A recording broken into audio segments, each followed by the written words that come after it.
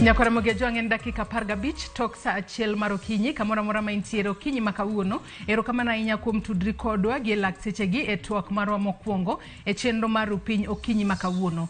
Thuon wach ma bende wadwa twake okinyi makawuono tudore kod twak ewi wechego mag demokrasia magitimore ahinya to ka odiochieng' makinya tich abich tarik 15 dwe mar 9 higa ni piny ngima jahingo odiochieng' demokrasia kata gino miluongo kanyo kod dho ngere ni International Democracy Day.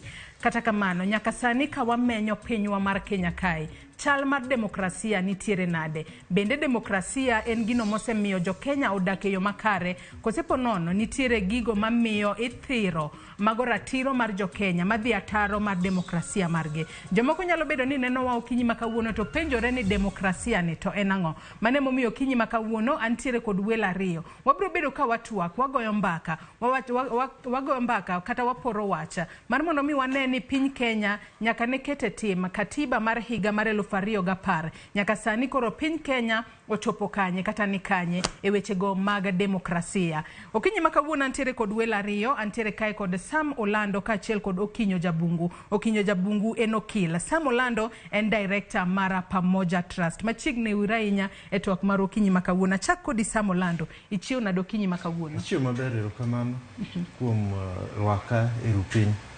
Ageno wadhi goyo mbaka mang'eny e wach demokrasia. Erokamano ahinya. Okinyo Jabungu, ichiew nade okinyi makawuono machiegni? Joyce aru maber, amor bedo kae go twak kodi kawuono. Mana kaka iseneno Ramogi magi welo mabende antiere godo achiel kachiel e studio marwa bore Nairobi ka. Kamora mora mineno okinyi makawuono in bende Ramogi inyalo riwori kodwa kibedo achiel e twaka kodwa kitudri kodwa kokalo e namba mar ote machuok ma en 36000 Facebook kachi ibiro yudo wa live Ramogi TV, Twitter kata X ibiro yudo wa Ramogi TV. Kan bende nyalo tudri koda e Facebook page mara ibiro yuda Joyce Odur, X account kata Twitter handle mara ibiro yuda @JoyceOdur_. Kwa chaka yanga twak maro okinyi makawuono. Akeni wachak koda duoko penjo. Ponono demokrasia nang'o? Achak kodi Sam Olando. To kichako ng'ato nyalo bedo ni penjore ni Pamoja Trust ni to. Inyalo chako gi leronwa Pamoja Trust kata kaka in director mar Pamoja Trust. Pamoja Trust ni migawo mano mok mar sirikal ma dho ngere luongo ni civil society organization. Wasebedo ka watiyo chakre higa 1999 to chutho weche ma watego kendo mine watemo timo e gwenge mopogore gin weche mag demokrasia, hasa e weche machalo kaka weche mag lope, weche mag ute kendo makoro bende jo Kenya wuoye sani ahinya, weche mag ratich ji kaka access to justice matiyo gi courtswa, weche machalo kaka mag hospital, weche mag education. Ma king'iyo katiba wa kidhi article 43 kata 43 mano chutho e tich ma Pamoja Trust timo. To kawuono ka wuoye weche mag demokrasia, ng'ato nyalo wacho ni demokrasia en telo mar jopiny ma jopiny wegi yiero ni to gidwa ni mondo telnegi nang'o. To e yor telo ni bende duondgi winjore. Kendo ageno ni ka wadhi goyo mbaka ang' ne watem chiedho e katiba kwa temo fuono ni to ere kuonde ma japiny nie gi duol, to ere kama duol no chopie sani, to ere kaka bende wanyalo medo tege kaluwore gi migawo ma wantie. Erokamano ahinya. Ka in bende korka kori Okinyo Jabungu, in bende nyalo nyiso ni in korka kori demokrasia ne to en ang'o? What is democracy? Kalore no odiochieng' makiny tarik 15 dwe mar 9 piny ngima jahingo odiochieng' mar demokrasia. Demokrasia ka nyalo loso gi dho ngere na a form of governance. Nitie moro ma koro kingie ma tayo to nitie moro be. Koro demokrasia en gimoro ma nyalo tayo piny kamae. Demokrasia en gimoro ma jopiny ema nigi weche maduong' manyalo tayo pinyno. Kana wayudo katiba manyien kaka osiepo wacho kae, Demokrasia osebedo ene e chikwa oket article 43 tetete mawuoyo wach mang'eny e demokrasia no, to amor kan kae mondo wagoye twak e wach demokrasia ni. Ipenjo kanyo makare ahinya, kata kamano wang'e ni thuon wach mano mar higani, mano mar dhima mar higani mar odiochieng demokrasia en jiwo joma biro mbelewa kata next generation. Ka bendi wacho kae ni joma biro mbelewa ema nitiere kod ting' maduong' ahinya maneno ni demokrasia nitiere pacho ahinya ahinya kokalo e duondgi, kokalo e gigo magitimo, kaachiel kod kokalo kata wanyalo wacho ni gigo magitimo e alwora marwa kata e piny mar Kenya kae, mar mondo mi wane ni demokrasia obede yo makare. Iwacho ni demokrasia Sam ni en telo mar jopiny. Kwa chako kod pinywa mar Kenya kae, bende demokrasia osebedo kaneno yo makare ahinya ahinya in kaka jago manitiere e riwruok makedo ne ratiro mar jopiny e sectors mopogore opogore? Chutho king'iye to inyalo wacho ni en okapuno moting'o gik mopogore. En okapuno moting'o machunga mochiek maber, to bende en okapuno moting'o machunga motop ma bende ji ok morgo. To chutho kaka piny wasebedo ka wang'iyo demokrasia e yorno mar goyo ombulu. Ni mokwongo wawacho ni teko ni kuom jopiny, to mar ariyo wawacho ni teko ni kuom jopiny, to jopiny ochiwo teko ne ni migawo mopogore opogore. Migawo mokwongo ma wamiyo thuolo ahinya e katiba wa en migawo no ma dho ngere luongo ni legislature kata parliament. To parliament kwang'iyo sirikal mamalo to wachiwe ne National Assembly, to wachiwe ne migawo machielo miluongo ni Senate. To ka wagole kanyo wachak watere migawo moro miluongo ni executive. Executive king'iyo sirikal mamalo to mano en kama otelne gi president. To king'iyo sirikal mar county en kama otelne gi governor. Wachak wagole migawo moro watere migawo miluongo ni judiciary. To judiciary otelne gi chief justice. To duto kisomo tiwinjo ka wawacho ni teko ni ne jopiny, the power belongs to the people. To wawacho ni ma en mana delegated. Koro chutho king'iyo demography wawacho ni joma thindo e joma ng'eny mogik. Ni wan gi a very youthful population. To koro ka wan gi joma thindo mang'eny mogik, emomiyo theme ma higa ni king'iyo to wacho ni joma thindo contribution margi e wach demokrasia chalo nade. To ere kaka gidil gi demokrasia. Koro chutho, mane kaka wanyalo pogo weche demokrasia, kendo mane kaka wanyalo ng'eye kidienje mopogore opogore, kidienje adek. Kidhi e county, tibro yude county assembly, ibro yude county government. Kidhi e pend chik miluongo ni County Government Act, ibro chako yudo gik machalo kaka village councils, ibro chako yudo gik machalo kaka ward rep, ibro yudo role ma member of county assembly timo. Koro opogore kidienje mopogore opogore sirikal mamalo gi sirikal ma piny mar county. Ilero kanyo makare ahinya kalure kaka piny Kenya osegoyo kenge ewi demokrasia. Ukinyo jabungu korka kore. Wanyalo wacho ni piny Kenya nochako bedo, wanyalo wacho na democratic nation kata democratic republic karango. To nyaka sani bende osebedo kodhi mbele yo makare. Ka wagoyo historia wadugo chien kanyo ma Moi ne en jatend piny kae. Aparo ni en around 1984. Moi oketo Kenya obedo gi chama achiel kende. Ma koro chama ni ne en KANU. Watayo wabedo e KANU kanyo nyaka around 1990. Ema chako bedo gi Ford gi gine agitation mar multi-party democracy. Ema 1992 ema Moi repeal nitie penchike moro ma section 2A ma katiba ma Moi o repeal ma wacho ni koro Kenya nyalo bedo gi parties mang'eny e piny kae. Ema 1997 ema bedo gi the first multi-party election ma Moi noloyo. Koro ka kanyo wabiro nyaka 2002 mane wan gi Moi ne dhi retire, mane wan gi Uhuru ne nitie gi Kibaki. Koro Kibaki ne giloso chama moro miluongo ni NAK, ma Raila be nitie kanyo, kijana wa Malwa, Charity Ngilu. To amang gima ne giwinjore ni NAK ni ema dhi kelo katiba manyien. Katiba ni dhi loso wach demokrasi kaka ne gisechako from 92. Ema Kibaki noloyo telo no. Wadhi e referendum mar wachako gi Bomas loso katiba manyien ma expand wach demokrasi ni. Wadhi e 205 referendum ma aparo ni Kibaki no yomb jomane sidho katiba ni no yomb. Koro katiba no fail.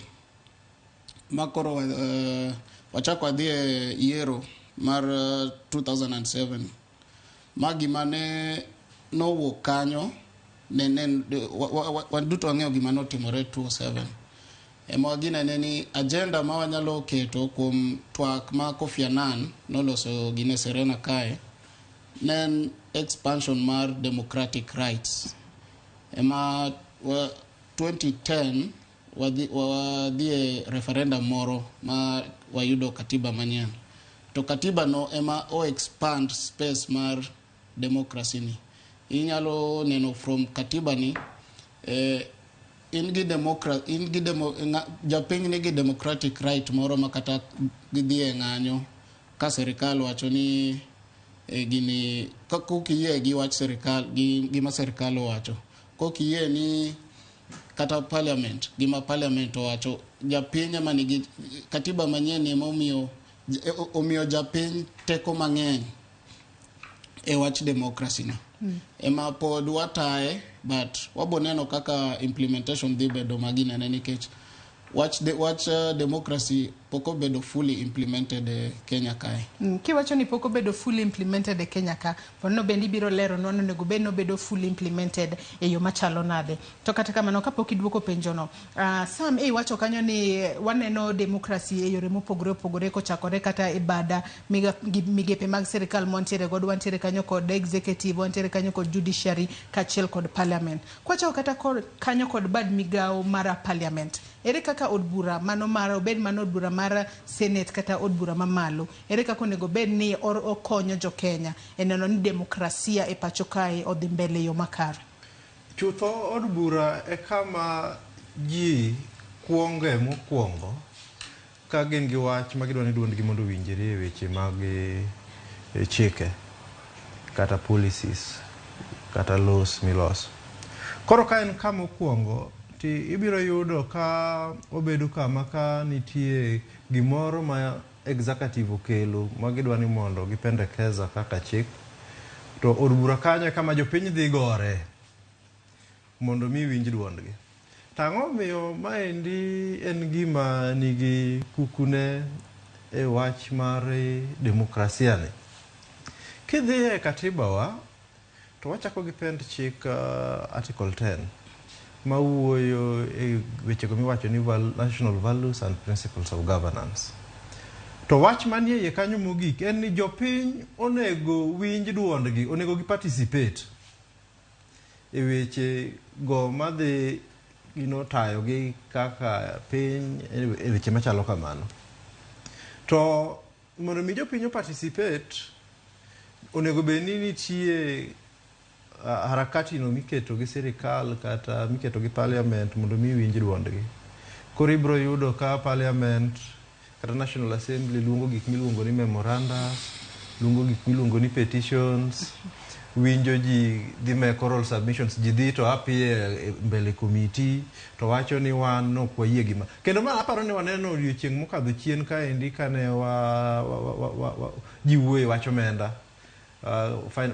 Public finance, the Finance Act manyo bedo petition kendo manie court ma bende ok wanyal dhi yie nikech pod en wach manie court.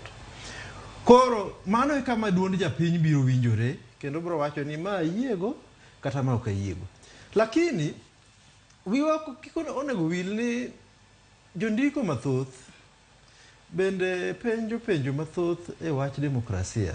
Ito demokrasia ni kaka ochalo bende en mfumo mar telo adier maber mamiyo ng'atno maonge duol, ng'atno ma maybe ndalo mathoth osenyon kendo pok omi duol, bende inyalo winje. Bende system ni kaka olose ni e Kenya kani bende omiyowa duol adieri. Bende japiny winjo duonde adier koso thothne wawinjo mana duond josiasa, kendo thothne wawinjo mana duond joma nigi pesa. Mago weche mawuok e wach demokrasia, kendo an gi geno ni en wach mabiro wacho mathoth ka wabiro wacho weche mag bipartisan talks makoro bende dhi mbele weche machalo kamano, ni en duond ng'ama iwinjo kanyo. To nego beni en duond ng'ama iwinjo hie to bende beni en duond ng'ama iwinjo hie nikech ka wang'iyo inflation rate, ng'ano mawinjo pek nenga. Ka wang'iyo weche mag fuel, jogo manie siasa gi claim mileage e parliament, lakini into ka in ga pikoni iniringo kode onge kama i-claim mileage. En duond ng'a? Koro mano penjo maduong' e wach demokrasia kaka wan kode e Kenya ka sani. Obungo Okinyo Jabungu korka kori nyaka sani wacho ni piny Kenya pok ochopo kare demokrasia kaka dwarore. Inyalo wacho ni ponono nitiere kanye, wanyalo wacho ni nitiere bugo kanye kata gin kuonde mage ma piny Kenya pok ochope demokrasia makare kaka dwarore. Joyce, bedo gi chik en gimoro achiel. Luwo chik no ben gimoro mopogore. Gima Kenya gima gine wach gima pingo wach demokrasia Kenya kae maduong' en jotelo ma wan go e gine mokawo kom. Ka odoge chien matin, ker masani nopingo katiba ni. Nyaka kawuono poko wacho ne jopiny ni napingo katiba ni nikech mae gi mae wapange kamae. Ker masani en ng'at moro ma kaka nopingo katiba ni, nyaka sani pok wacho ni odwa ni watim kamae. Koro iyudo ni ka gimoro kaka wach ng'anyo, in gi right, democratic right madhi ng'anyo. To ng'anyo ni serikal gisedhi nyaka do mondo giping wach ng'anyo. To do tamore nikech mae gimoro ma democratic right ma in go minyalo dhi ng'anyo. Koro jomo fail ka implementation mar wach ng'anyo en serikal, makoro serikal okoket pok obedo gi chik moro ma tayo wach ng'anyo, ni ng'anyo uchako sadi kaka act moro mar parliament. Nikech dok nyal kwedo ni okanyal dhi ng'anyo ka serikal timo na marach. To katiba to yie ni ng'ato nyalo dhi ng'anyo. Katiba yie ni anyalo dhi ng'anyo, to do ema protect katiba no. Eminano nitie cases mang'eny ma serikal osedhi do, to do tamore nikech mano gidwa ni koro do declare suspend the constitution gine.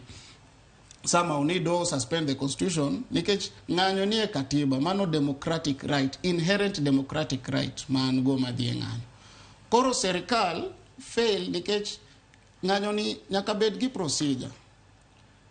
Waket kata act of parliament mawacho ni koro mae act mae chike madhi guide wach ng'anyo. Ng'anyo kama utimo kama petition umiyo ng'ani wuotho e street makae gi kae. Koro kanyo ema nawacho ni implementation pode man in rach. Onge implementation moro ma serikal kata okenge moko ma serikal oketo tayo gine wach democracy ni. Kum katiba waneno kata on the other side gi maber ma wasetimo wach democracy sani kata koyombi ka in presidential candidate inyalo dhi e court, mano democracy. Chon ka president oyombo kanyo ema ionge gi gine ne nikech chik wacho ni kata kin go oboke isetero oboke e court, oboke gi imiyo president mantie personally.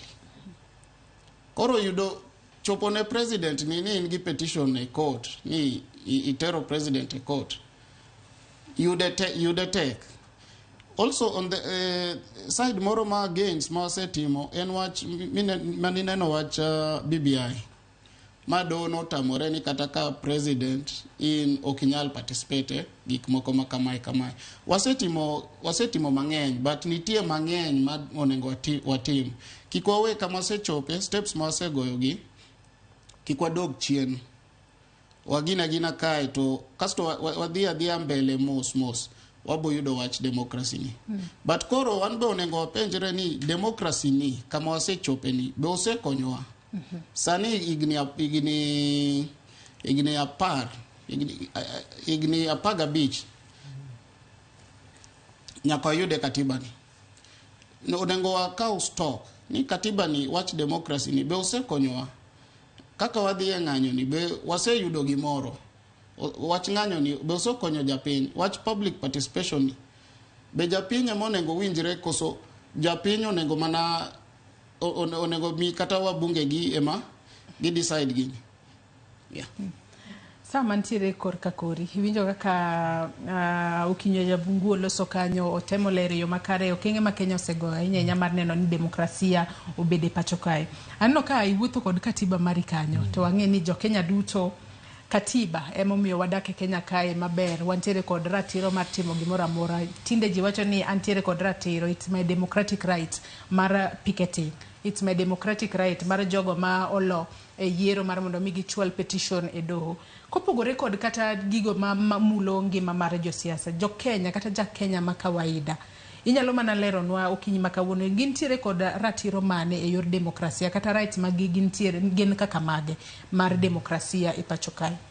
Erokamano mokwongo ka wago mbaka kapok wabiro yamo awacho ni odiochieng' ma kawuono odiochieng' ma kiny wa celebrate wach mar demokrasia ne oriwore gi wach moro maber ahinya ni higa ka higa pend chikwa mar katiba dwaro ni rais biro ir jopiny to wacho ne jopiny state mar piny kata kaka piny chalo e weche mag demokrasia and weche mag governance to gimomiyo awacho kamano en nikech ma miyowa thuolo mar duond jopiny winjore e weche mag telo mar piny nikech bende jotelo matindo osebedo nyiseche gisebedo nyiseche matindo ma ka gidonjo kamoro to ji nyaka chung' mamos gi lwedo ariyo. Koro wach mokwongo ma ne rais onego beni wuoye gi jopiny ne gin weche machalo kaka wach mar human dignity ni to idak bende omi lakini dholuo wacho ne dignity dholuo nyalo wacho ne utu gi dholuo nyalo bedo wache magi nyadhi mar ng'ato nyadhi mar dhano kendo ng'ato omiyo imbe kaka kiwuotho tiwinjo ka en gi nyadhi kendo iwinjo ni ng'ama omi luor kaka dhano wach mar ariyo en weche mag equity ni ka nitie gigo ma ji pogo bende ma endeleza kaka pinywa ni dhi to bende ji yude maromre weche mag social justice ni ng'ato ka ng'ato ni gi ratiche to bende kidwaro ratichi no to bende imbe respect mar ng'ato to bende ng'ato kandamiza nikech ionge duol kata ionge pesa kata nyalo bedo ni in agenda mopogore kata in mama gima chalo ma weche mag inclusiveness ni ka nitie migao no ma maybe ndiko ji kaka nyicha neno kaka Kenya Revenue Authority ndiko ji cha to bende waneno e sura mar Kenya ye kanyo weche mag equality weche mag human rights ratich ji weche mag non discrimination weche mag hakikisha ni jogo manie dierwa kaka jopiny ma onge uweso bende wamiyo gi duol no to kichaki dhi mbele kaka japiny onego beni ing'eyo gimiluongo ni Bill of Rights ma wayudo chapter 4 mar constitution wani to Bill of Rights kanyo ibiro yudo gima inyalo wach ni fundamental freedoms and rights gimoro ma ng'ato ok nyal kawo kuomi ok iyude nikech in ja Kenya timigo nikech in dhano tibedo kode nikech in dhano mano mosenyuol man gi nyadhi ne monego mi duol monego mi kinde mondo mi winji to chutho gima timore momiyo ji bende question demokrasia ni to demokrasia ni bende onyalo nyaka ma ji nie gi dhoudi mopogore kama ji nie gi dhok mopogore. To kiwinjo gima Profesa PLO Lumumba Siko wacho ni wan kaka jo Kenya chutho waseyangore ni wan gi dhoudi mopogore mang'eny. To kwang'iyo mfumo mar siasa wa en ni rais pod paro ni en ng'atno maduong' ma ka idwaro gimoro amora miluongo ni opportunity to ne gidhi ire. Lakini king'iyo pend chik mar katiba article 132 to wacho ni higa ka higa rais onego bi ir jopiny to nyis jopiny ni e wach mar national unity nyo wan gi kabinde 42 to ne wan gi opportunities machalo kama to wapogo gi kama e kabinde gi. Ne wan gi weche mag devolution of power, ne wan gi counties wa, nyo wan gi pesa machalo kama ema nyo wachoko to wapogo kama. Nie dierwa ka nyo wan gi jogo maduond gi thin nikech gi yuto margi ni piny, nyo waloso ne gi pesa machalo kama. To koro ka wan gi asla fund moko ng'eyo kata ni en ng'ama rane to pesa marane to wuok kanye to en private entity koso en marga. Koro magi weche mabiro e wach mar ratich japiny. To nitie kipengele ma jo siasa ero tiyogo kata jo sirikal ero tiyogo mawacho ni kama ratich ochope e mar ng'ato chakore godo. Ma bende en miriambo nikech nitie kuonde moko buki nyal mulo. Kwa mfano, okonego kaka serikal imak ng'ato tigo mihiny. Ni kata ki limit rights mag ng'ato, nitie gik moko nyal limit. Ka ng'ato dhi maandamano, onge kama serikal yudie teko mar dhi e dala ng'ato, migole oko, migoe, ma ochwe otere osiptal manege. Nyaso in kaka jatend piny ichungi wacho ni kendo polis otimo maber kabisa. Mano kidhi e report monego bende jatend piny chiwo e article 132, particularly e gik mosetimore article 10, kanyo giyudo i. Emomiyo nyoro wan kaka civil society organization ni wawuok oko ka wakwedo mokalo tend piny ni higa achiel mosekalo.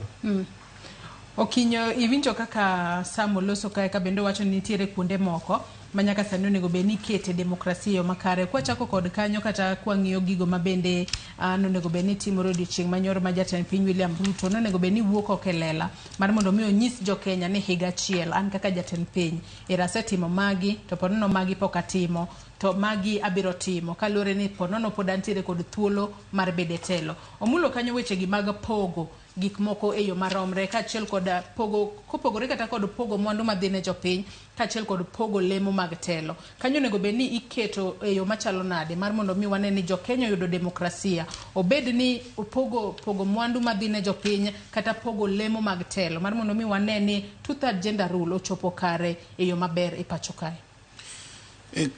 Kanyo Samo loso maber to kanyalo meda mana ni it's high time mondo wapenjire ane ni demokrasi ni bose konyowa kama wachope ni. Nikech nyaka sani pod wan gi system mar wan gi ker moro ma pod odak e katiba machon cha. Ker moro ma paro nikech Kenya wan gi kabinde mang'eny. Wan gi joluo, wan gi jo opposition to wan gi joma ne gin e serikal. But kisebedo ker jo Kenya gi te magi jogi joma no gochoni to joma no kogochoni jogi chulo usuru te. Koro wan gi serikal moro ma pod nie ginene ni koro joma no gochonwa ma ema wadilgo ma kambi manigi shareholders. Koro kano kigocho ne serikal ni onge giminyalo yudo. Mano ken demokrasi. Demokrasi en kain president kain etelo jogi jo Kenya gi te jomi chungo ne gi te magi jogi nen gima rach ma kiyudo ng'ama duong' e Kenya kae wacho ni ene mopogo ji tich gidil gi joma no gocho ni gi mokwongo jomoko obed piny. Koro monengo wapenjire ni ka mae kaka timore nikech an be an dhano ka chunga bedo ker to joma no konya bedo ker kae mokwongo ema dilgo. Onengo wapenjire ni demokrasi ni be osekonyowa be wanyalo dhi mbele gi wach demokrasi ni nikech jotendo madhi biro bang'e gidhi kopo gini kuom gima gineno sani, nikech ker masani, serikal manie sani, gima duong' ma gitimo en gi reward joma no support gi, joma no gochonegi, forgetting that ni jogi tetete gin jogi. Koro gimonengo apenjre niya, kama wachope ni demokrasi bose konyowa. Ne en gima rach ni ker juma mokalo naneno jalup ker ko ne gin Western around Teso, to jalup ker wacho ni achopo kae mokwongo, nyaka nyuola achopo kae mokwongo. Is that democracy? Is that leadership? Makoro onego wagine ni koro kakate to wane another form of democracy and another form of governance. Makoro jogi kagineno ka jalup ker confess ni nyaka nyola ka chopo kae mokongo, to ma jalup ker mar Kenya okonyis picha makare. Koro nengo penjre ni demokrasi ni be konyowa, nikech jalup ker ni nitie joma ng'iye, leadership mabiro chien ng'iyo jalup ker ni. Ka jalup ker ni wacho ni koro serikal ni nigi shareholders, un beduru kocha, wan gi jowa kae, to nitie nyithindo, nitie yudhe maneno ni mae ker notimo kamae to obedo ker. Nikech demokrasi ok ni joma nogocho ni emi deal go. Kaka development fund, pesa madhie Mount Kenya emo pesa onengo dhie kata Central, kata ginenene Nyanza Coast gi kamora mora. En gima rach ker no goyo development tour ma Mount Kenya, obedo kanyo I think around 10 days, o launch projects tete, then nyocha kae be ochako duogo Nyeri, ochako yawa apaya moko. Koro iwanda ni Nyeri e Kenya te. 1 year down the line, ker poko chopo kamoro kaka Turkana koni, ker poko chopo kamoro kaka kata Wajir, Mandera, poko to magi jo Kenya te. Chopa kamae, weri kata ginene, chopa moso mana jo piny kamae, weri kata gwech development.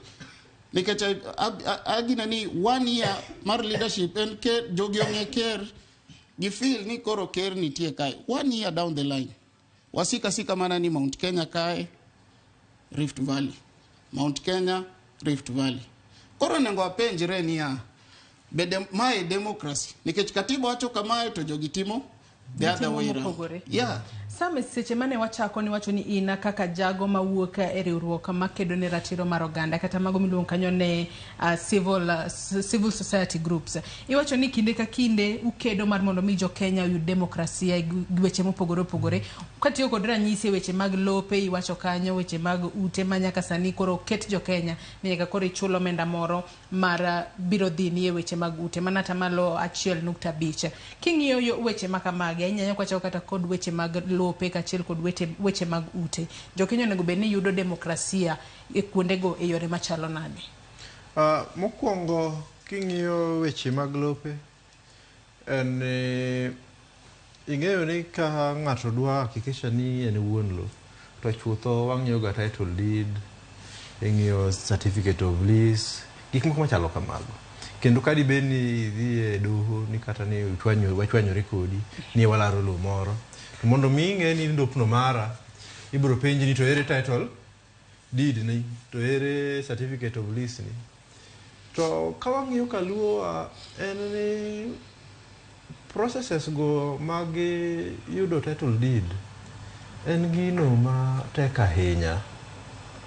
Kendo kichako ing'iyo kata mana gino mane ji opendekeza kanitimo sheria miluongo ni National Land Policy mar 2009, jo Kenya nowacho ni wadwaro gimoro miluongo ni National Land Information Management System.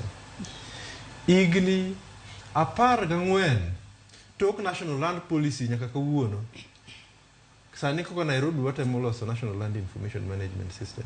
Nyoro ka nyidhi Nyando, ana wuok Agoro Nyakach, ka nyidhi Nyando, tiyudo ka registry mar lo nyo wang'.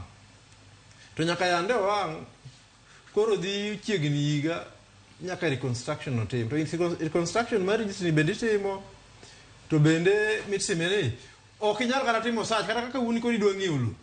Koro ang'iewo lo kuomi nikech ang'eyi inyane ni Ramogi kaendi apani ng'ama ber, anyalo ng'iewo lo kuomi. Ni ok anyal timo search kawuono. Koro inyalo yudo ka jogo man gi rights, jogo man gi particular entitlements, nikech wawacho ni rights gin entitlements gin inherent nikech gin gik minyuolo go ng'ato. Ing'eyo ni ma dalau, lakini dalau ni koro kinyal transact, ok to kinyal goyo biashara ni uso lo kendi transact kendi dhi kata e bank ni kawo loan, nikech kata bank no ok nyal ascertain ni anieri ma endi en lopi gima chalo kamano.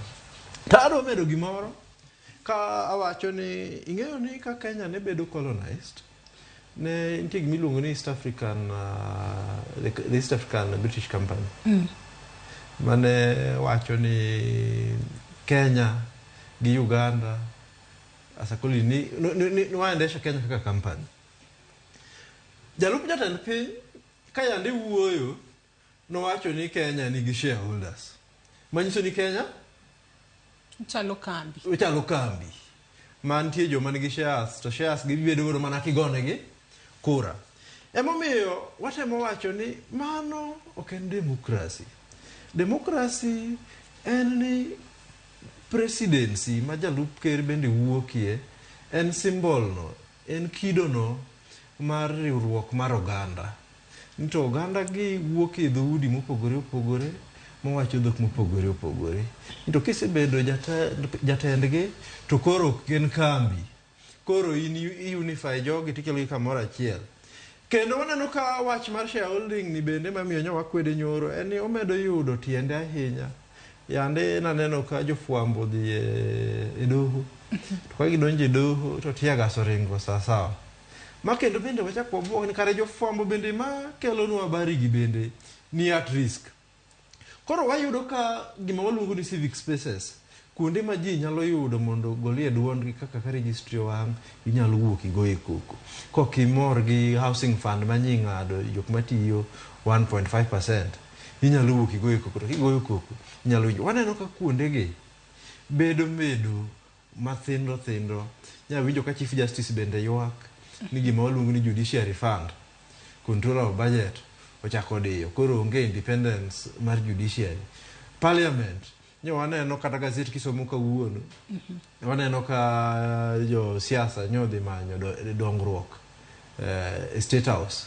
To ka gidhi manyo dongruok, to wacho ni to ka ja siasa ni ok en man gi weso mar dhi manyo dongruok State House. Koro ino kinyalo yudo dongruok. Waneno ka political parties, waneno ka parliament bendo ka osoyo fuku mar executive. Koro penjo maduong' mabedo ni to kare representative democracy ma en through voting, mimiyo jasiasa teko mondo dhi e bunge mondo wach dwachi. Bende en gi ndhadhu, bendo miyo ji imulo kamoro kanyo ma bende nadwaro ni wadhiye tok lero kuonde mopogore opogore ma bende demokrasia nyalo konyo ji weche mag lope kaachiel kod weche mag udi. Wachni mar duond buche mag siasa Okinyo Jabungu. Wantiere kod duond buche mag siasa kwatiyo kod ranyisi, wantiere kod UDA, United Democratic Alliance, kaachiel kod ODM, Orange Democratic Movement. Bende nitiere demokrasia e duond buche mag siasa wantiere gode pachoka. Ahinya kwaneno gigo matimore duond bura mar ODM gisani.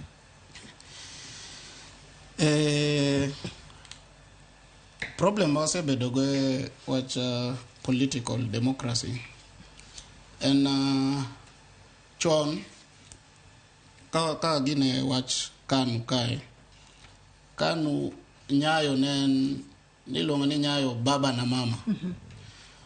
Koro poko wa kanyo nyaka sani, nikech kineno demokrasi wasegoyo gine mang'eny, wasegoyo progress mang'eny e wach katiba omiwa progress mang'eny. Nikech kineno sani political parties kata chama nigi funding ma run into billions annually. ma fundings gi pesa gi onego okony parties nikech through political parties ema unyalo yudo tekonu, unyalo golo duondu through political parties. To kiyudo ka loso kar wach ODM kae, en gimoro ma koro nenore ni party en mar ng'atachiel, same to UDA, despite the fact ni parties gi yudo funding. Koro ka chama wacho through political parties ema wanyalo yudo leadership mar democracy ni. Ka wadonje ODM ni koro kitiyo ne party, kata kigoyo, kata ka duondi ni malo e party, kata king'ere gi hierarchy mag party, kinyalo yudo gineno. Mano ok demokrasia. Kikwa gine ni koro wan nationally wan wagine democracy kae to ODM, nikech ODM ma chama ma joluo, ochako gi joluo to o spread kuonde moko gi. Okonyal bedo ni koro MPs magwa ma kaluo kae ma okti kata gigine gi ODM ema wahinyo gi mang'eny, to jomoko mani oko okwa gogi kata okwa riembgi e chama. Ja-Kenya kaka katiba wacho ni Ja-Kenya mora nigi rights of political association, freedom of political association, mano fundamental right. Koro an kadwa bedo ja ODM, ta qualify bedo ja ODM, an ja ODM, an gi life membership. Moso ng'ani kata tiyo gi ng'ani, poka wacho ni in writing, gik moko igine mana ni kindiko piny ni anto awacho ni kawuono, an jabungu adwa tiyo gi serikal, andiko ne party na, adwa tiyo ne serikal. But kan kaka kamae, osiepa ni obedo ker, chieng' moro obedo ker, to wang'ere maber, adhi amose, adhi kata oroka kata chai e office ne, wadhi wa madho chai. Takadhi madho chai, tanyise ni bondo kacha, nitie yo moro marach kamae, to nise konowa nitie budget moro maginene. Obonyiso ni jatend migawo mar apaya mondo alos kode mondo wan mano osiepe. Unless andiko ne party nani okadwa party uni, but onge chik mora ma kata wach ginene kaka gine wach ODM notero nyaka ng'ane.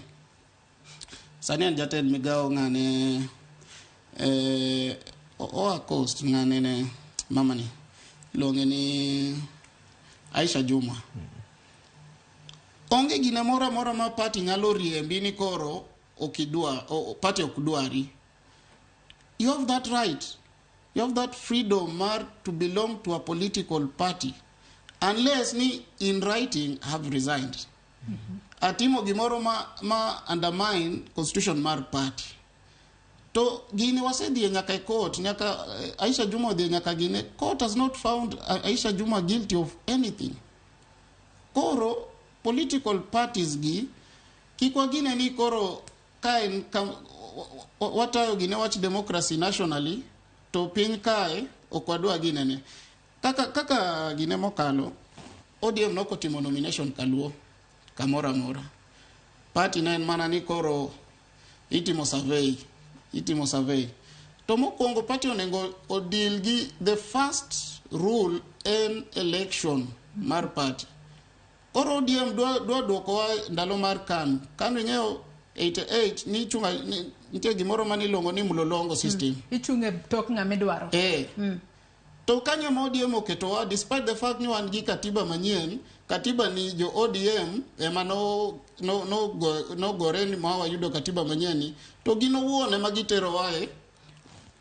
Wewe winja ne pacha Samo Lando benda no king'iyo kinyo jabungu sama loso ka wachni mag duon buche mag siasa mabende wantiere gode pacho ka wang'e ni e piny Kenya kae sani wantiere kod gino miluongo ni multi party, matene ni ng'ata ntiere kod ratiro mar bede party mora modwaro. In bende kidwaro tinyalo loso party mora kata duon bura mora midwaro.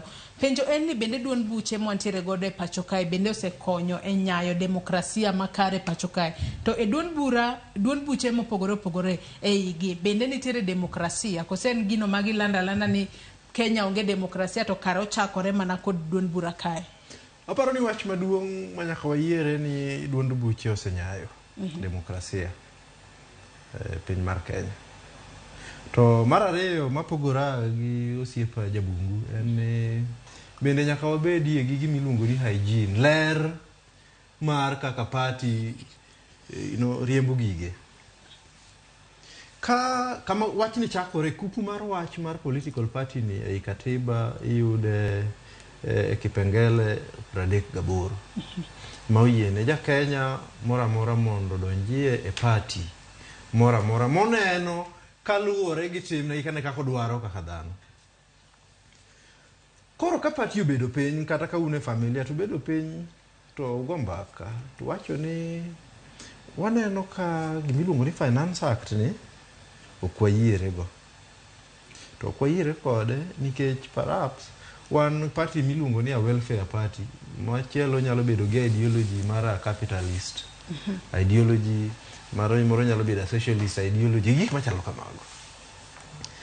To kudhigo kura to nyo wayiere to ni wan mae gima party wan yochung'ne. To cross the back to a capitalist, ideology. Koro gini penjo maduong' mabiro bedo en ni to bende jogo ma wadwa bankon kaka jopiny moyierogi bende wan gi the same ideologies. And the mind nyalo chako follow kata from independence, the policy paper mane wuoyo in high income areas and low income areas. Kendo mano kaka mano no skill development e Kenya kind. Then ka wachako dhi mbele ka ji osego kura to wawacho ni president onego beni biro ne jopiny en symbol of national unity. Koro dibed ni jogo ma MP gi okodhir president ok biro dongruok. Kata jogo ma ochung' kwa mfano ka MP ma wuok Kisumu Central kawuono dichung' to wach ni okwedo rais manyo wacho ni joma nyicha ogoli ute gi Nyalenda mogo monegi manyo rais opongeza polisi. Kwa ja urugurano dichung' to wach ni okwedo. Je, en president okonego miye development? Nyako dhi mana ir president. To wawatemo wacho ni ji onego participate ma ji wach ni wan mae dongruok madwaro to mae pesa monego chiw to mae ndi gima wachung'ne. Aparo ni gima poko oyangore malong'o en pogruok mantie e legislature kata parliament gi executive. Executive pod nigi paro ni kidwaro bedo president, kidwaro bedo dongruok to nyaka idhi State House. Lakini achulo usuru. Ng'ata ma oriemba piko kawuono mogo mafuta ochulo usuru. Ng'ata mong'iew ne nyathine mandas kawuono kadhi sikul mondo ang'o madh godo cham lunch ochulo usuru. Ng'ata mong'iew chumbi ochulo usuru. Koro kochuno ni nyaka party man gi ideology kata ka ulus udhi e State House mondo ki develop. Apa ne mane ka man gi pogruok to kantie jaod bura maparo ni ana ideology na opogore gi mar party na. Kendo aneno ka nyo wasego kura un kako paro pogora kodu kabisa. Kendo unu jomo kahero. To political parties act yieni resign to kese resign nikech jok mori bendo yie kodi ni ODM ni en kama rachi mugik, en kama onge demokrasia. To political parties oyieni resign. Ti dok jo piny moyie kodi mi dhi tero wach gi State House ni. Ti nyiso ni an koro jo kawera go kadwa. An koro biro ka gi UDA ema dwa ringo go kata biro kaka independent e kaka dwa ringo. Aneno ka wach moro ilo jabungu mana mapiyo kapok wakao yweyo matin. Gima timore mamiyo kata jood bura mang'eny ringo dhi e serikal sani. En kaluo waonge gi multi party democracy. Kaluo en mana ODM to ODM en ODM. Koro an kata kan gi maber madwa wacho ne jopiny. Adwa konyo jopiny. Nyaka aponde ODM kae. Ayude gini. Kase yudo gini e kanyalo ringo kocha. Ka kaluo wanyalo embrace multi party democracy. Kata kadwa chungi UDA no. an gi equal chance ma bedo elected to ber dhi konyo joluo gibong'eyo from the word go ni jabungu ni mato ne en ja UDA ne wamiye kaka ja UDA but koro ka an ja UDA kata campaign kaluo okanyal goyo campaign kaluo kan ja UDA koro abo timo nade abo ponde ODM kae abo tiyo gi pesa nikech mano machinery mar ODM abo yudo tiko mar ODM to kiyudo ticket mar ODM you are as good as being an MP kata komoro maramidwaro kaluo then from there abo timo gima dwaro koro kaluo kae nitie gima ber ka o embrace multi-party democracy ka neno jo ODM sani waonge serikal wane opposition wante joma nie serikal mana jomoko achiel despite the fact ni jolo contribute economy kai ma Kenya kai jolo contribute mang'eny wan mana gi one minister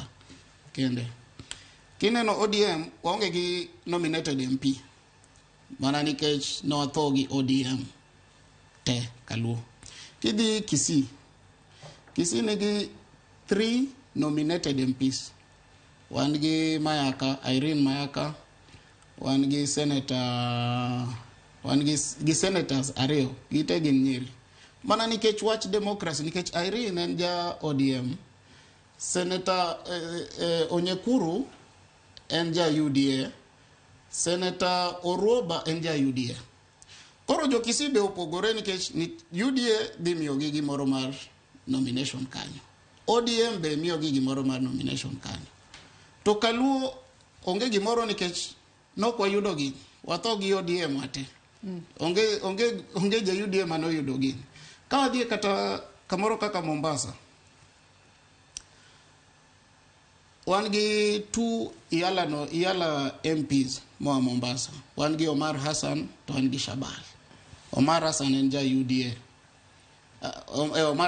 UDA Shabal oja ODM ineno mago gik maber ma wanyalo yudo from this embracing multi-party democracy kaluo kai matine ni democracy inya ma kaluo ma onge multi-party onego be ni chako kod japiny kose chako gi nga chako gi leadership ma wan go telo ma wan go masani mar ODM paro kaka KANU ndalo ma KANU machon cha mani koro chama en mar ng'ata achiel ineno sani ka yero ka wadhi chope yero kae eminano ni ODM yao offices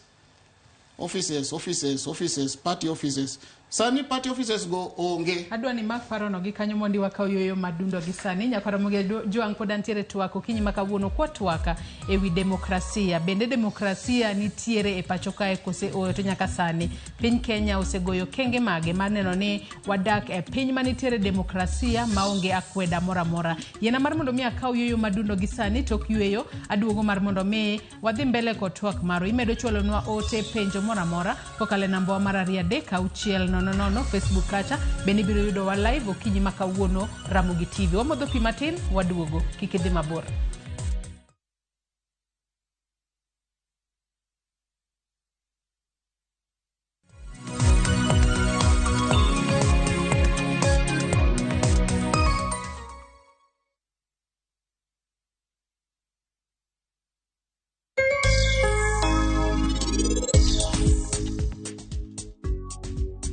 Machiegni penj laktar kokale Ramogi TV kawa wacho ni ngima en mwandu inise chanda hinya to kendo ise kwinya moromo ing'eyo wiyo ok nyal wil kodi tayang mimi aga mayie yawa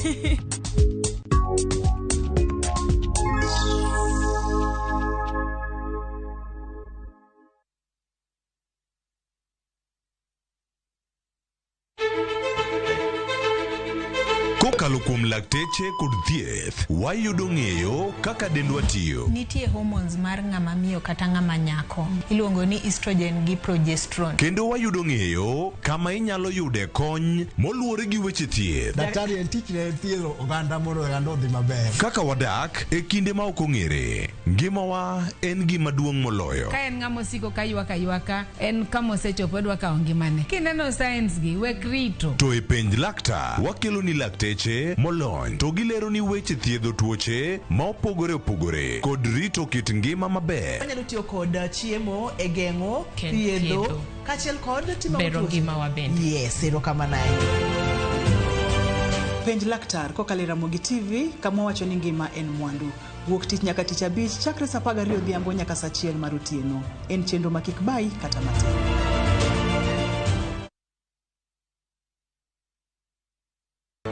Nyakwa Ramogi ne gin ji ma humbgi ne lach. Kane giloso, oganda ne chiko itgi. Bende kama ne gikalie, weche ne dong' matho.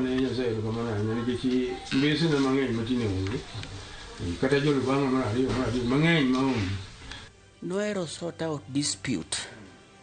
Kata kamano, oganda osepenjo ni gin kanye.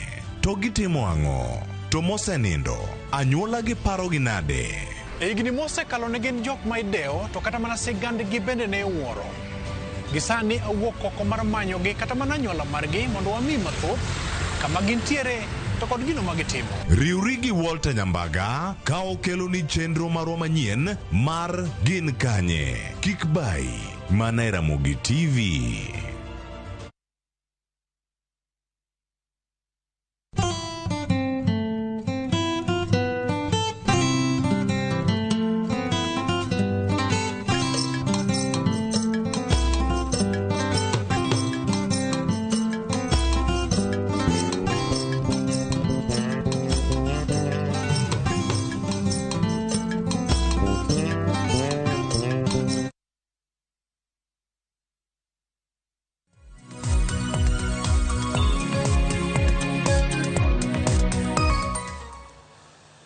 Erokamano ahinya nyakwa Ramogi Ajwang' kuom medo kete Ramogi TV okinyi makawuono kama wadhi mbele kod twak marwa mokwongo e chenro mar piny okinyi makawuono. Kaponi kitudori kodwa, thuon wach mabende watwake otudore kod weche mag demokrasia, twak ewi demokrasia. Mae timore ahinya kalure no odiochieng' makiny tarik 15 piny ngima biro bedo ka hingo odiochieng' demokrasia. Penjo mabende wapenjo en ni nyaka sani piny Kenya osegoyo okenge mage mag neno ni demokrasia nitiere e pacho kae. Jo Kenya dak makare ma onge akweda mora mora. Kaponi kitudri kod agie sechegi antiere kod welo ariyo, antiere kod Sam Orlando mano director mar Pamoja Trust ma en riwruok makedo ne ratiro mar oganda kaachiel kod Okinyo Jabungu ma en okil kamaloka. Wagoyo mbaka watwaka kotudore kod weche mag demokrasia. Ka thuon wacha mar demokrasia kata odiochieng' hingo odiochieng' demokrasia mano mahigani mar 2023 en jiwo rowere kata jiwo jogo mabiro mbelewa kata empowering the next generation ka bende maino oket e jomatindo. Kaka jomatindo inyalo kony jomatindo nade e nyayo weche mag demokrasia e pacho ka. Nyisi ni nyalo chwalo na ote mari penjo mora mora kokale yore waduto te mag tudruok odiochieng' makawuono. Kwa dhi mbele kod twak marwa okinyo kaachiel kod Sam okinyi makawuono, wadwani wang'iane thuon wach mano mar higani mar odiochieng' mar demokrasia ma en jiwo jogo mabiro mbelewa kata next generation kata nyithindo mibiro nyuol e kinde mabiro mbele ka ahinya oket maino e jomatindo mayudore pacho kae kata rawere mayudore pacho kae. Ting' margi en mane mar neno ni weche mag demokrasia ochopo kare e yo maber?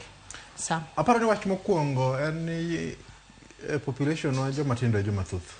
King'iyo jomathoth e demography en jomatindo ma hikgi nie kind 18 nyaka 35.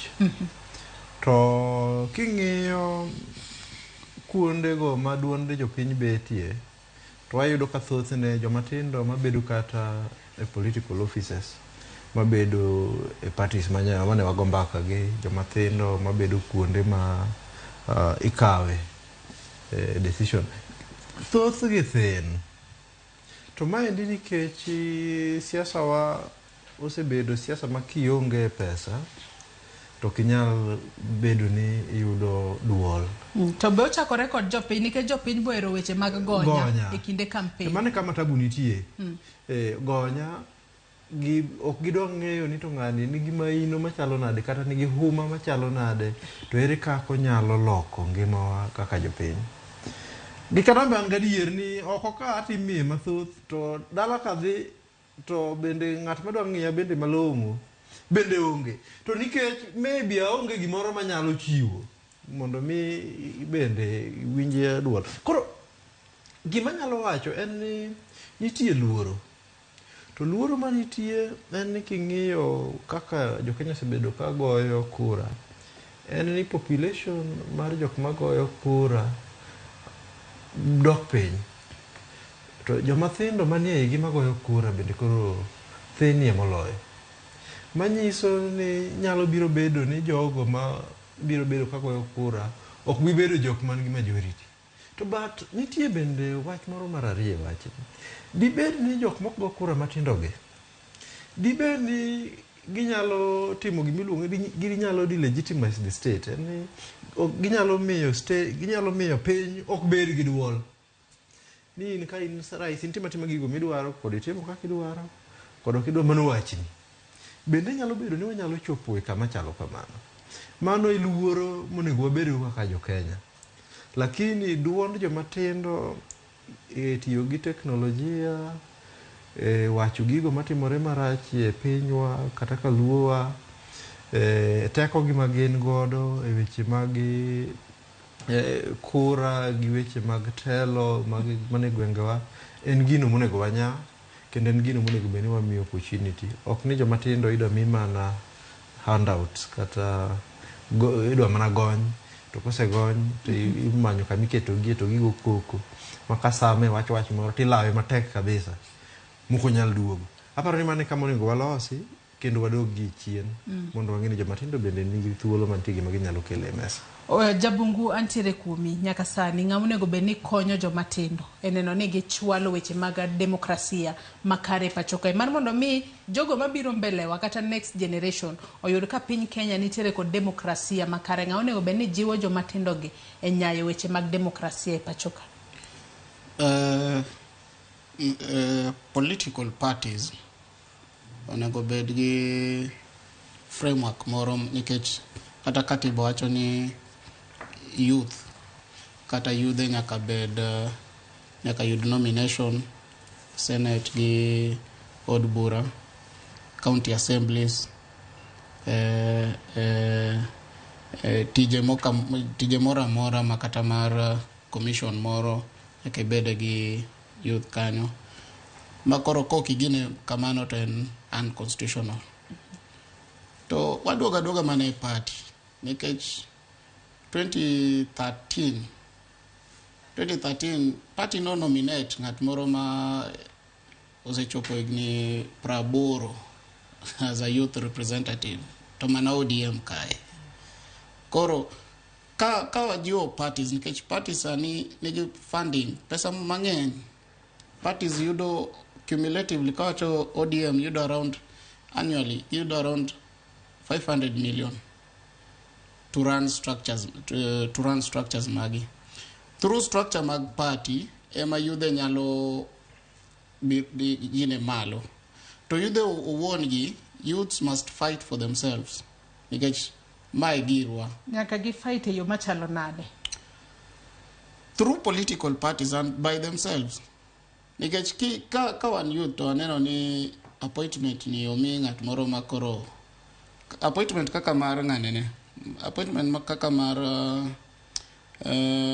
Mary Wambui ni Uhuru Kenyatta nomiye tich moro aparo ni around 2019 kae.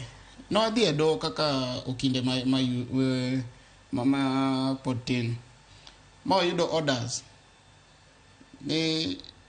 she does not fit the job on account of age. Ng'ama tiyo kanyo sani en ng'at moro ma very reasonable. Koro through the court, through actions, through political parties, ema yudhe nyalo yudo their space and their freedom. Yeah. Ilero kanyo makaranya nitiere gima ilidwa mede mano. Medo ni onge ng'at mosekel ne ratich e san to wachi ni koro mar ratichi koro inyalo chame. Ni wan kaka yudhe onge kama biro ting'o nwa ratich to kelo nwa e san to luongo wa e mesa ni koro wakelo nwa koro luru mesa ni mondo koro une kaka uchame. Mano gima onge. jopiny mayudhe nyaka waluongi miluongo ni organize themselves. Nyaka gijipanga. To ka gijipanga, to gijipanga ne weche ariyo. Ni mondo mi duol, to mondo mi space. To kisiyudo space biro e ting' ariyo. Space mokwongo en space ma jabungu wuoye. Space mantie kuonde munyalo donje, affirmative actions, nitie representation gima chalo kamano. To nitie space moro mok miluongo mwana wan jok ma wuok e human rights organization, waluongo ni invented. Yudhe nyaka ng'any. Mar ariyo, yudhe nyaka ket. Ging'anyo yo machalo nade kose ging'anyo ne ang'o? Yudhe nyaka ng'anyo on representations. Kwa mfano, ing'eyo ni wanyalo wacho kaka gijan gi jabungu ni kantie opportunity monego mi yudhe e county. To ana nyalo yudo duonda, anyalo gukoko mamiya kaka Sam. Jabungu nikech ong'eyo pend chik, onyalo golo duonde, onyalo dhi e doho, kendo onyalo timo mano. Lakini nitie youth moro mawuok ka Nyamlori pa Otenge, motelo ne jo boda boda ma kendo duonde iwinjo. En bende ne oyud chance no. Nikech ok wanyal kawo yudhe to wakete okapu chiel to wacho ni wan yudhe. Nyo waneno ka jatend ODM kanyo appointments mage aluwo omiyo nyare. Jatend Wiper benyo miyo wuode.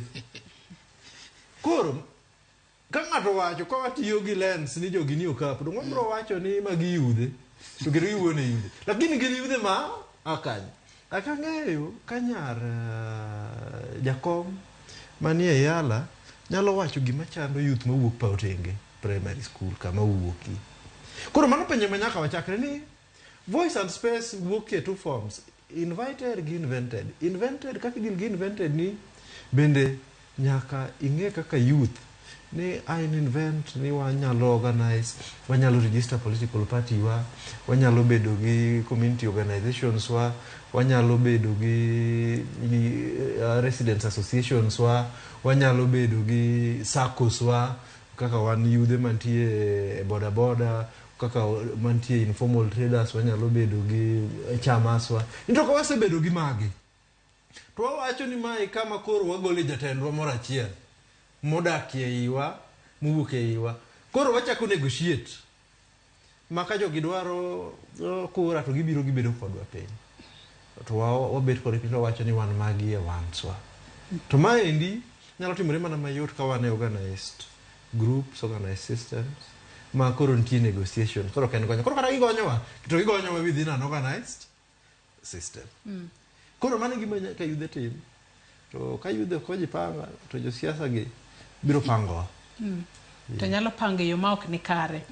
Anno ka thuolo mar wachiegni rumo kinyi ma kawuono, kata kamano ting' mane jabungu ma jatend piny Kenya masani nitiere godo eneno ni piny Kenya omedo bedo a democratic nation, kata omedo bedo pinyno manitiere kod demokrasia ahinya nyaka luwo kata chike manitiere katiba ma pacho kae. Jatend piny nitiere kod ting' mane maneno ni Kenya omedo bedo gi demokrasia ma ok wadok e kinde machien mane onge demokrasia. Ka demokrasi kae ok en wach ker kende.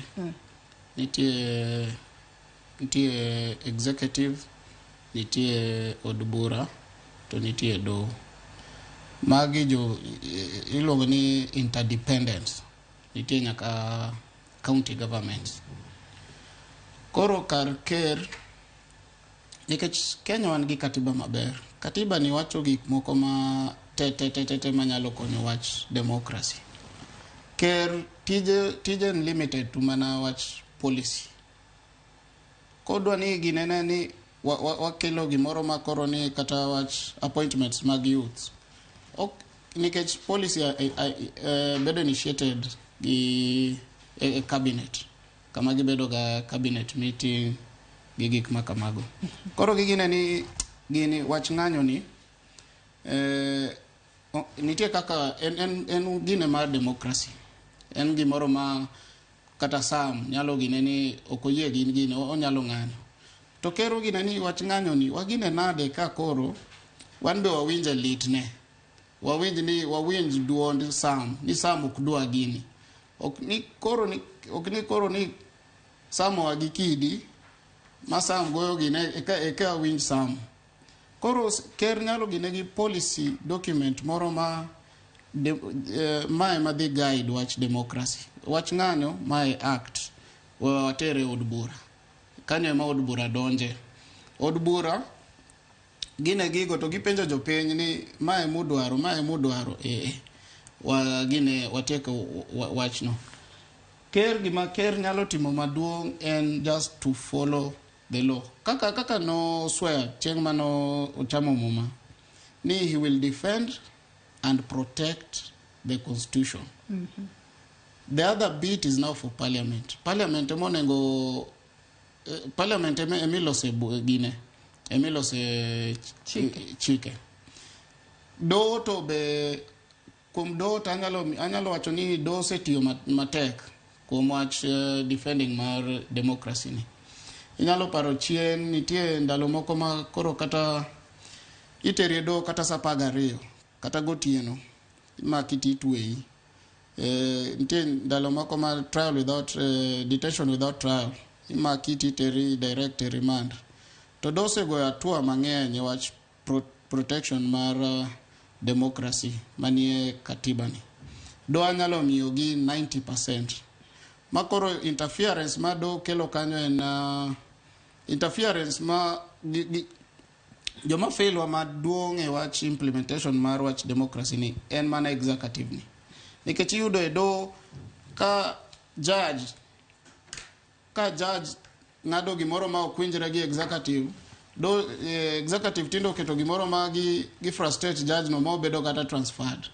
Ineno kaka ne gikedo gi Justice Odunga. Magi golo Odunga gineno koro Odunga mana ni koro ma konyo jomoko ginene. But katiba wacho kamano. Do tiyo kaka katiba wacho. Judge tiyo kaka katiba wacho. Onge gimoro moro ma kata wach mar gine ng'anyo.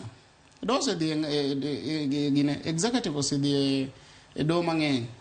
Ni koro jo Azimio kigidhi ng'anyo. Wadwa ni ng'anyo ni obed band. How do you ban gine? To do tamore.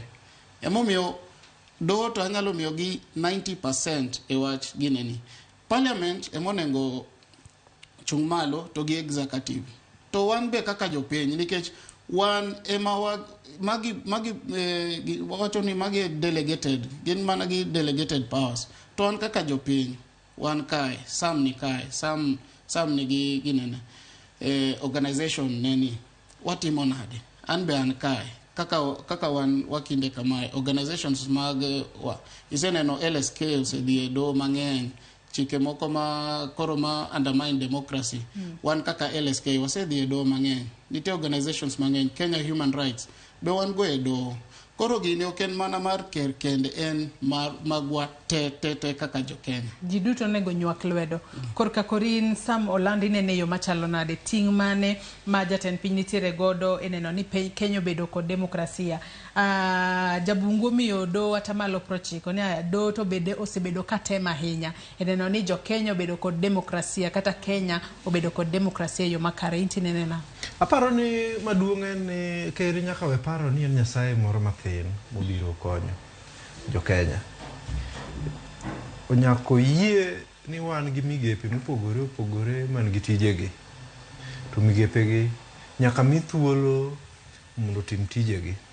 Asomo gazet kawuono gokinyi kaendi to aneno ka ji mor ni ker micromanage departments ni kata kantie parastatal moro ma kata kadwa haya ng'ato to nyaka bed notified. Mano kaka ker onego ti. En ni onego wabed gi systems manyalo tiyo kata ker nitie kata ker onge. Mane thuon wach maduong' ma aparo ni nyaka wabed kawuono. To nikech kok watimo mano to wabiro bedo ni wan gi piny mar ng'at achiel miluongo ni ker mater per duokowa kama ne waaye. Wan gi independent commissions ma unyalo wacho ni gini iluongo ni fourth arm of government. Wan gi Kenya National Commission of Human Rights, wan gi National Land Commission, wan gi IEBC, wan gi the Ombudsman and many more. Ker nyaka we system soti kako nego ti. Mane kobro nyayo demokrasia e pinywa ka. To kapod ker paro ni Nyasaye moro maduong' ma kodonjo rum to ji onego chung' mondo mosi. Kendo bende governors wa bende paro ni ka gidonjo to ji onego chung' mondo mosi. Kendo MCA bende paro ni kobiro kata koyudo kiyalo e kanisa to jayalo nyaka chung' mondo riti mondo donji mobed piny. Mano kwa binyayo demokrasia. Mano kwa demokrasia. Kiwacho ni ke jatend piny onego bed ni weyo kuonde moko kata bad migepe moko mag sirkal otima kare. Poni to mocho ni nitiere moko momako mafuanda kata momako mok nyal tiyo maber kose. Kata jabungu luor mana wacho ni. Judiciary chalo no sedi mokete kona. Makoro gichalo jok mosechako tetni. Kech kwa ng'iyo kata mana kaka funding through funding pesa nyo chief justice oseywa ni the judiciary fund ni very operationalized to put kaka control of budget there. To remember control of budget is independent. ODPP nyo waneno ka golo cases moko e court ni koro Aisha Juma ni koro en wach ni ler deputy president nyo case ni mari gisa luor koro mane kama tabu nitie. Ker nyaka we independent offices and institutions mondo tim tijegi. Okinyo jabungu achak kodi wach ni mogi ka waloro wachope giko mar twak mar okinyi makawuono kotudore kod weche mag demokrasia kata chala mar demokrasia e pinywa ka mar Kenya. Jopiny nigi ting' mane, jotelo nitiere kod ting' mane mar neno ni demokrasia obede pacho ka yo makare. Ng'ato ka ng'ato nego to partne. Ker onego ker nitie ker mana ni kacha nikech waduto te wan jo 50 million ate ok nyal bedo ker wan mana gi ng'at achiel to nego sani onego Ruto nego yie ni en ker mar Kenya ken ker mar jo Kalenjin gi Gokuyu gi jomano gochone. Owere gi wach moro ma serikal owere gi wach moro ma shareholder ni mano gima nyalo kelo problem mbele kae maduong' malich nikech Kenya oken kabila man Kenya oken achiel wan gi kabila mang'eny to waduto te wachulo usuru gi wawe executive owere gi wach shareholder ni executive owere gi judiciary executive owere gi parliament wan gi parliament moro maber wange gi parliament kaka machon chama ni opposition gi government side wan gi minority gi majority gi tegin MPs ma discuss bill kata chike as it is wange gi government in parliament wan gi a whole parliament should rise above petty politics.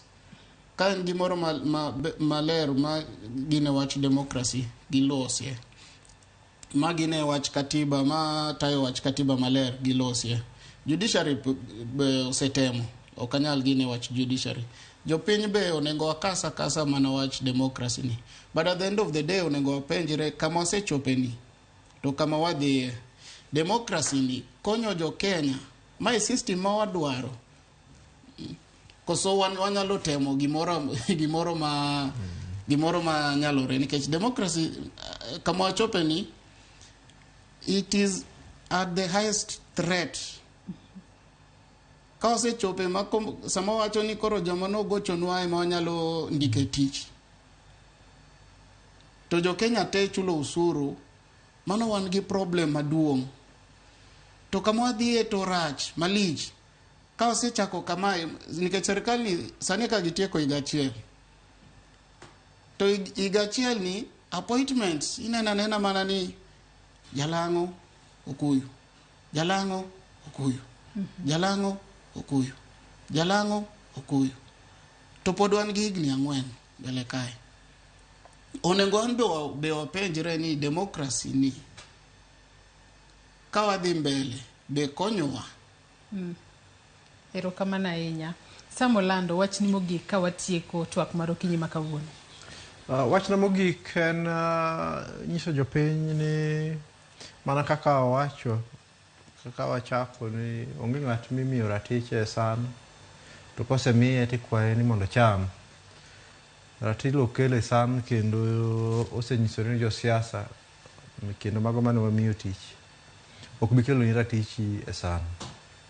Wan gi jukumu kaka jopiny mondo mi waket ngufu wa kuom jogo mondo mi gitim gima gitimo. Kendo kawa celebrate World Democracy Day to nego wa kumbusha jotendwa ni power is transient, ni telo chalo pi eno molo dhiga kawuono in kode kinyonge kode mana kaka ula mar El Nino mabiro mbele ka ochwe kawuono kinyok ochwe. Mane wach maduong' madawa godo jopiny. Erokamano ahinya Okinyo Jabungu kaachiel kod in Sam Olando kuom kawo thuolo maru mar mondo mi uchop e studio kinyi ma kawuono watwaga kotudore kod weche mag demokrasia. We asomane ote achiel kae mar nyar Nyakacha mano Mark Pambu. Owacho ni demokrasia ma Kenya to okaneno na chal ni wadok e telo mane wasewuoke. Be ok bibedo mayot nikech government pull on one side to one side of one party state to opposition be yuayo gi kocha ni multipartyism nyaka bedie. Omiyo Kenya pod wan kod wuoth mabor. Ng'isa kae ni mos na wuod Nyakajwa no mano Sam Babjiola ni ka mos nyakoro monge jongi kanye wachopo gode giko mara twak maro kinyi makawuono. In kaka japiny in bende intiere kod ting' ahinya kotudore kod weche mag demokrasia. Maneno ni demokrasia obede pacho kae. In kaka rawera intiere kod ting' maneno ni piny Kenya omedo bedo kod demokrasia ahinya to e kinde mabiro mbele. Yena mar mondo mi akaw yoyo maduno gi sani tok yoyo makaw gi sani nyawadwa Sharon Ong'aw kelo ni chenro no mar pok opogore. Kik idhi mabor.